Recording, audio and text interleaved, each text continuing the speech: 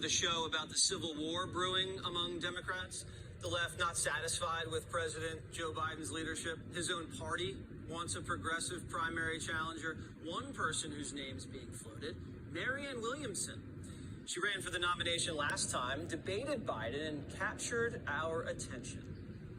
My first call is to Prime Minister of New Zealand, who said that her goal is to make New Zealand a place where it's the best place in the world for a child to grow up. And I will tell her girlfriend you were so on, because the United States of America is going to be the best place in the world for a child to grow up. I'm going to harness love for political purposes. I will meet you on that field, and sir, love will win. Marianne Williamson joins me now. All right, so Marianne, are you considering primarying President Joe Biden? No, like many, many people, I'm thinking very deeply about what's going on in this country.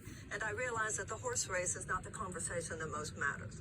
You know, to listen to Fox, to listen to CNN, to listen to MSNBC, it's all about left versus right, isn't it? But I don't think that that's the real political divide that most matters in this country. I think that's kind of a cartoonish version of the political divide in this country that makes billions of dollars for political forces and media forces.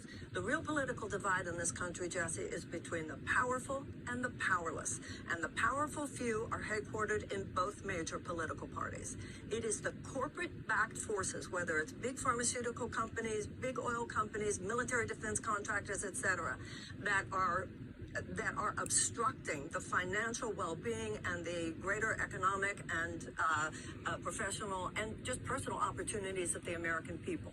That's what I would agree with that there's definitely a big guy versus little guy scenario, and that's always been the case, and that's something this country has to address.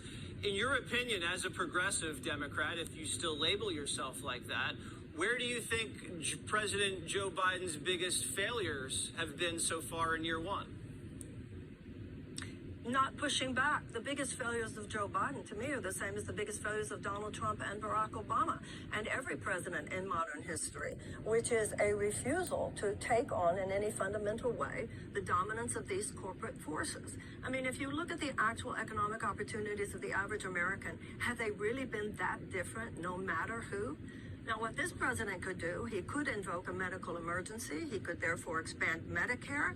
He could override these vaccine patents so that poor countries could develop them.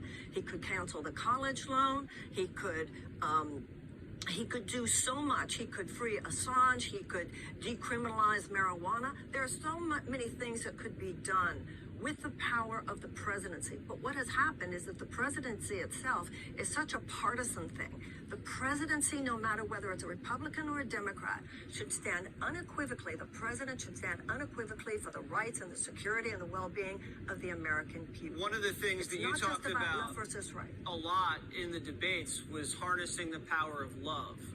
How would you harness love if you were president right now in 2022? Well, you know, Lincoln talked about the angels of our better nature, the better angels of our nature. Americans are people. We've got really wonderful